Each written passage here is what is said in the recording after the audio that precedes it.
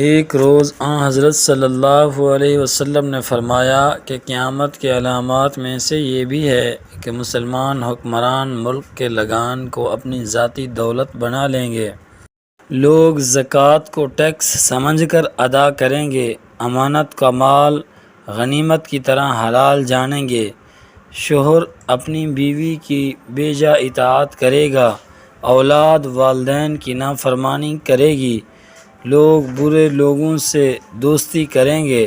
علم صرف دنیاوی ضرورت کو پورا کرنے کے لیے حاصل کیا جائے گا۔ قوم کے لیڈر انتہائی کمینے، بدحلق، لالچی ہوں گے۔ حکومت کے انتظام ایسے لوگوں کے سپرد کیے جائیں گے جو اس کے اہل نہیں ہوں گے۔ خوف کی وجہ سے لوگوں کی عزت کی جائے گی، شراب نوشی سرعام ہوگی، لہو و لعب، ناچ گانا عام ہو جائے گا، زنا کاری کثرت سے ہوگی۔ امت کے بعد والے لوگ گزرے ہوئے لوگوں پر طعن و ملامت کریں گے، لڑکوں میں بھی باہم برا چلن ہوگا، مسجدوں میں کھیل کود کریں گے، ملاقات کے وقت سلام کرنے کی بجائے ایک دوسرے کو دل لگی کی خاطر گالیاں دیں گے، شریعت کا علم کم ہو جائے گا،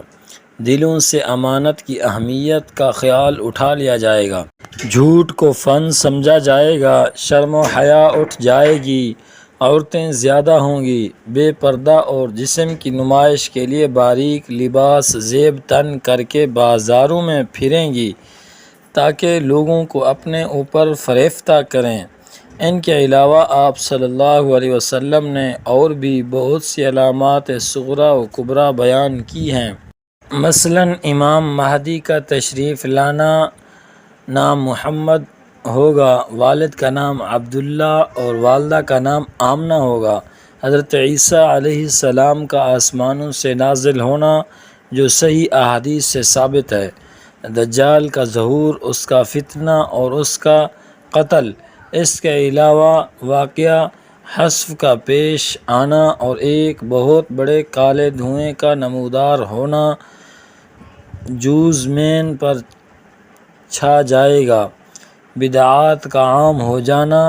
آفتاب کا مغرب سے طلوع ہونا وغیرہ۔ جب ان علامات کا ظہور ہو جائے تو سمجھ لو قیامت آ گئی۔